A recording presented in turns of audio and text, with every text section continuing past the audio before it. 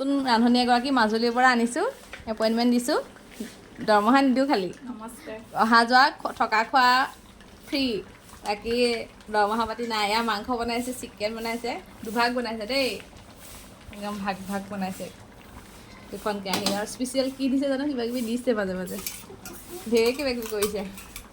ৰান্ধি বাঢ়ি ভাল পায় আকৌ এগৰাকীয়ে। কাৰোবাক যদি লাগে ৰান্ধনি আমাৰ লগত যোগাযোগ কৰিব পাৰে, ৰান্ধি বাঢ়ি ভাল পায়। পাকঘৰখন ধুনীয়াকৈ চাফ চিকুণ কৰি ৰাখিবা বনাই মেলি। সেয়া একেৰাহী তাইৰ কাৰণে অকলে, একেৰাহী আমাৰ বাবে সেইকাৰণে বনাইছে।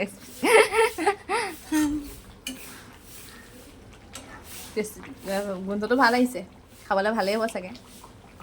তাইৰ হাতৰ খানা বহুত দিন খুৱাই নাছিলোঁ, সেইকাৰণে তাই বোলে এসাঁজ বনাই থৈ আহোঁ, খুৱাই থৈ আহোঁ, সেইকাৰণে গুচি আহিলে আৰু বনাই খাবলৈ। অঁ, ঘৰলৈ অহাৰ পিছত এতিয়া আকৌ দেখুৱাবলৈ নাই, আকৌ ৰন্ধা বঢ়া কৰিবলৈকে দি আছোঁ।